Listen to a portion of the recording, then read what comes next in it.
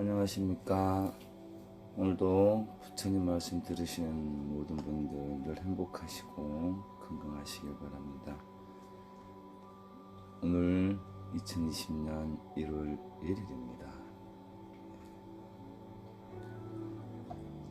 2020년 1월 1일은요 2019년 12월 31일에 연장선입니다. 우리가 작년에 지어놓은 그런 업의 흐름이 올해를 살아가는 그런 복밭의 씨앗이 될 겁니다. 오늘 부처님 말씀 타격심사라는 제목으로 수업을 열어보겠습니다.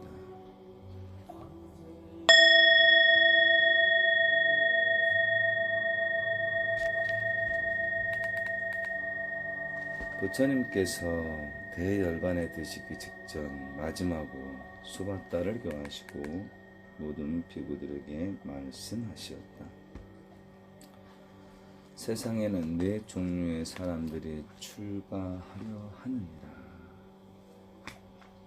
생활이 빈궁하여 스스로 갈 수 없으므로 살아갈 수 없으므로 출가하려는 사람, 마음에 빚을 지고 갚을 길이 없어 출가하려는 사람, 남의 종이나 노역에 매여 있음을 벗어나기 위하여 출가하는 사람, 그리고 뜻이 높은 사람으로 형실이 깨끗하고 붓다를 만나기 어렵다는 생각을 가졌거나 병을 보고 기쁨을 느꼈거나 깨달은 것이 있어 새 속의 영화를 버리고 출가하려는 사람이다.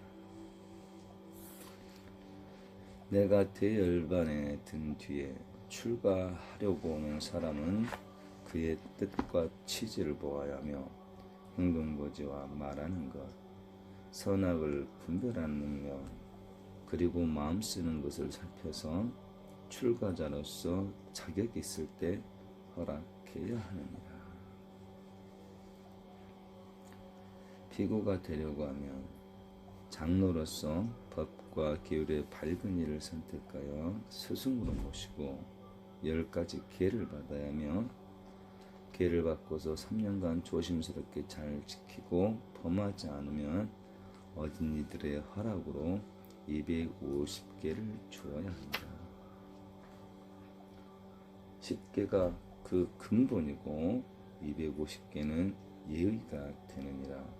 그대들이 훗날 이 법을 잘 행하면 천지신명이 모두 공경하고 기뻐하리라.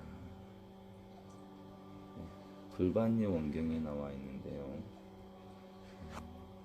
출가자에 대한 설명이기 때문에 간단히 넘어가겠습니다. 처음에 10개란 것은 이제 30개를 말합니다. 조계종 교육기간은 6개월 이상 행자 생활을 해야 됩니다. 6개월 이상 행자 생활하는데 이 행자 때 모든 중생으로서의 습기를 다 빼버리는 기간입니다. 이때는 자기 생각을 일으킬 수가 없습니다. 자기 생각을 일으키면요 저라서 살 수가 없습니다. 오로지 예스님, 스님이 불러도 예스님, 부목처사가 불러도 예 처사님, 공양관의 공양주 보살님이 불러도 예 보살님, 오로지 그 말 외에는 할 말이 없습니다. 그리고 부처님 시봉하고 스님도 시봉하고 여러 불자님들을 위해서 6개월 동안 온전히 이렇게 치열하게 살아가는 게 행자 생활이고요. 이 행자 6개월 끝나면은 중앙교육기관에서 23일간 전국 행자들이 모여서 스님 될 수 있는 자질이 있는지 마지막 23일 농맹정쟁, 가행정쟁 기간을 갖습니다. 치열하게 5급 승가고시도 보고 그리고 교육도 받고 그렇게 해서 3회계를 이렇게 30개를 받게 되고요. 그 다음에 부처님께서는 3년간 조심스럽게 잘 지키고 범하지 않으면 그랬는데 현재 조계종에서는 4년 교육기간이 있고요. 정통 승가대학, 통도사 강원, 총공사 강원, 해인사 강원, 법무사강원 이런 산영교육교관이 승가대학이 있고요. 그러면 밖에 일반 대학 승가대학은 동국대학교하고 중앙승가대학이 있죠.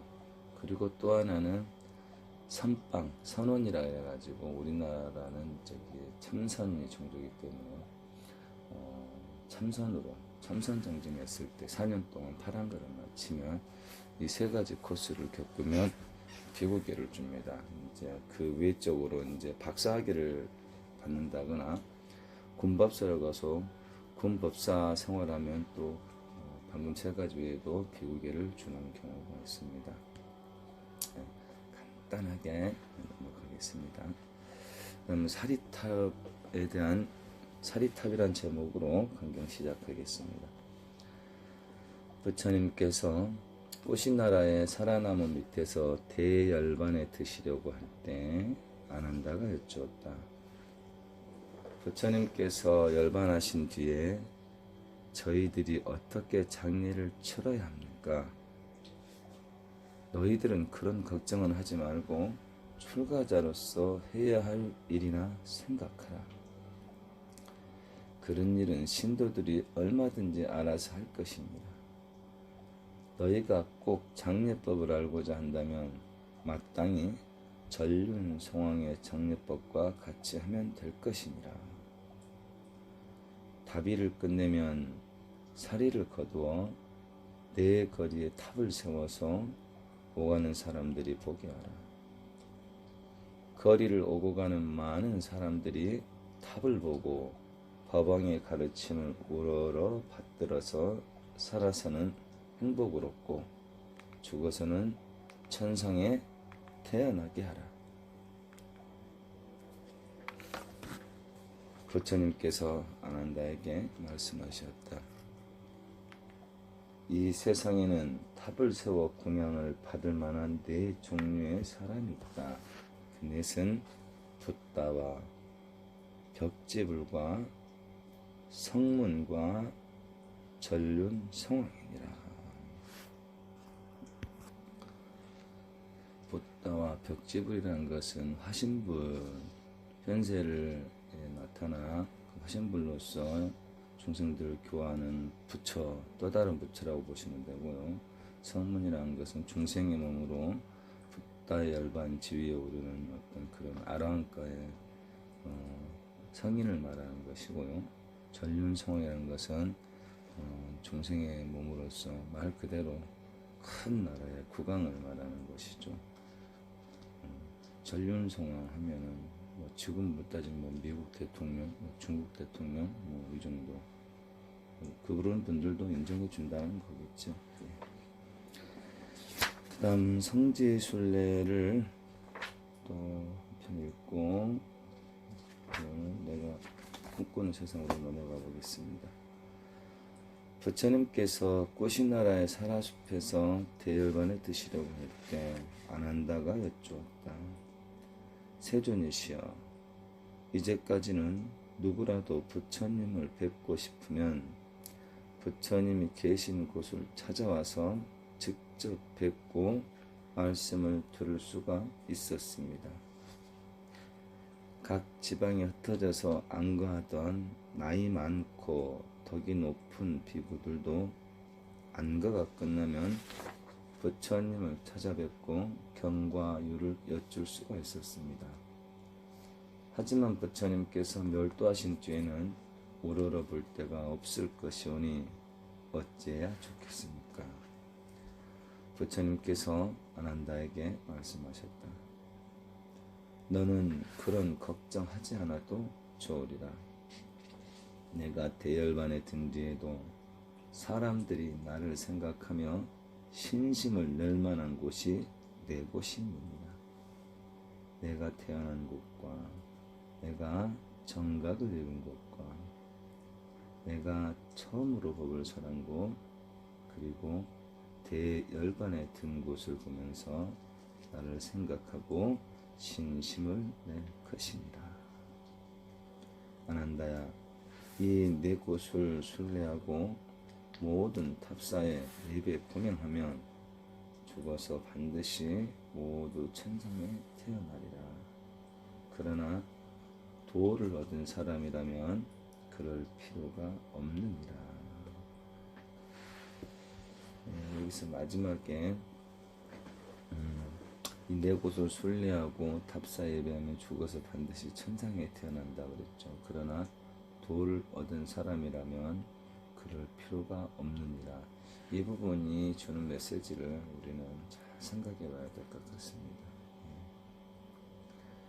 꼭 이 네 군데 순례를 해야만 그렇게 되는 것이 아니고 이 네 군데를 순례하겠다는 그 마음은 벌써 거기까지 가려면 어마어마한 신심과 그 신심을 뒷받쳐 줄 수 있는 계행, 올바른 삶이 영위되었을 때만이 성지순례를 마음을 낼 수 있고 그 마음을 힘으로 옮길 수가 있다는 것이죠.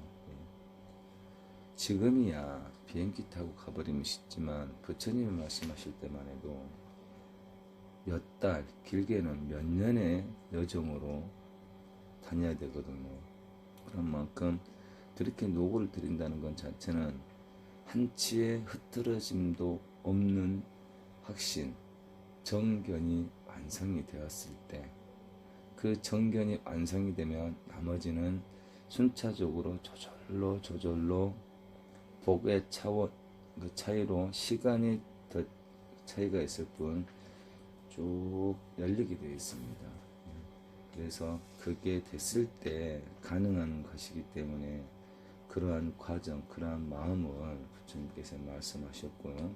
그리고 도를 얻었다라는 사람은 부처님의 뒤를 보고 그 마음자리가 굳이 머리를 쓰지 않아도 그냥 말하고 행동하는 게 부처님의 도에 개합되는 그 단계를 말하는 거죠. 그겠죠. 그것이 이제 우리 사지보살 경지인데요. 사지보살 경지가 되면 37조도품의 그 생각, 뜻과 생각과 행이 저절로 그렇게 되는 겁니다. 그 전까지는 이렇게 수행해야 돼, 이렇게 올바르게 해야 돼, 맞아, 이런 도리가 있어서 공부하면서 생각하면서 간다면 사지보살의 경지는 그냥 마음 내는 대로 해도 그게 37조도품, 부처님이 말씀하신 37가지 수행, 도가에 이르는 수행법에 정확하게 적합해서 맞아 들어가는 경지인데요. 이 정도 되면은 굳이 이렇게 할 필요가 없다. 그 자체로 도가를 얻은 것이기 때문에 그렇게 말씀하신 것 같습니다. 어제 말씀드린 대로 오늘 새해라는 제목으로 내가 꿈꾸는 세상 읽어보겠습니다. 저는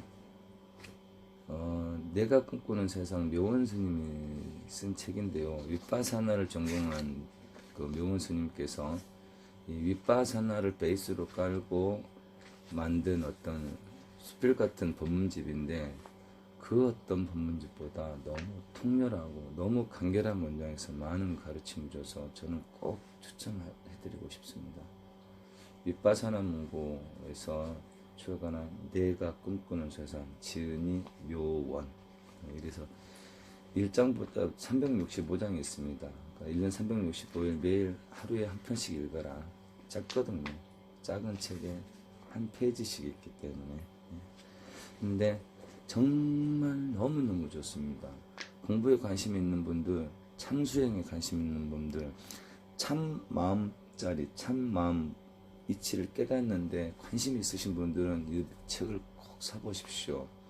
어떤 상상을 하건 어떤 기대를 하건 그 이상의 만족감을 주실 겁니다.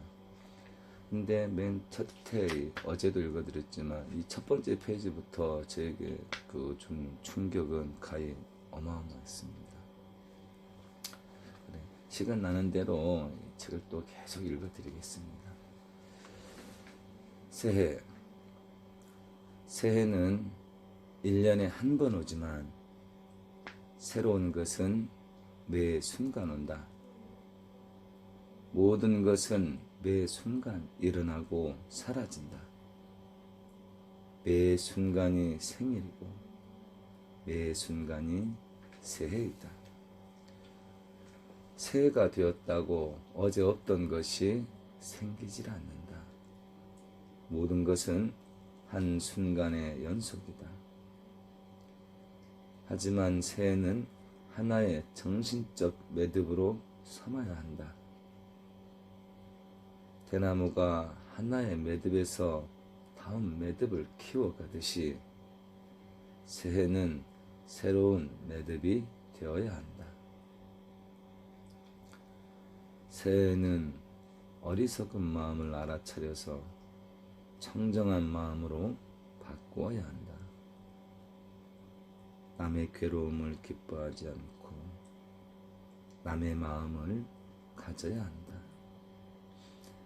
연민의 마음을 가져야 한다. 남의 즐거움을 시기하지 않고 함께 기뻐야 한다.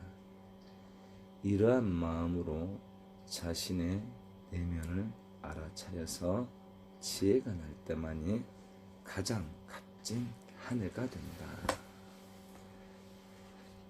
이 첫 장에서 말한 거는 보살도의 행을 실천하면 우리의 내면의 세계를 알아차려지고 무명이 빠지고 지혜가 난다라는 그런 말인데요.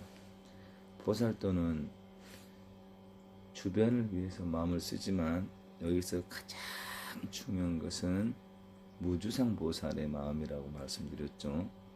아무리 좋은 일을 한다 할지언정 내가 그 일을 마음에 두고 있으면 무조건 어딜 가죠?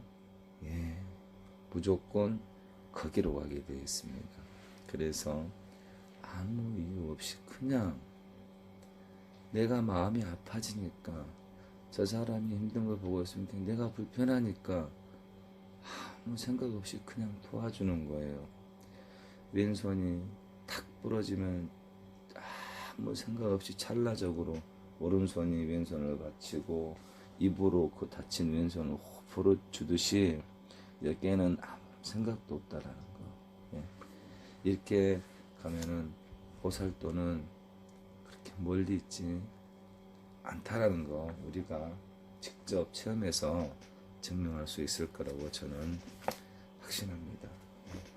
올해 이런 마음으로 주의 살펴서 다 같이 행복하고 다 같이 불도를 이루는 한 해 되시길 기원하겠습니다. 건강하시고 행복하십시오.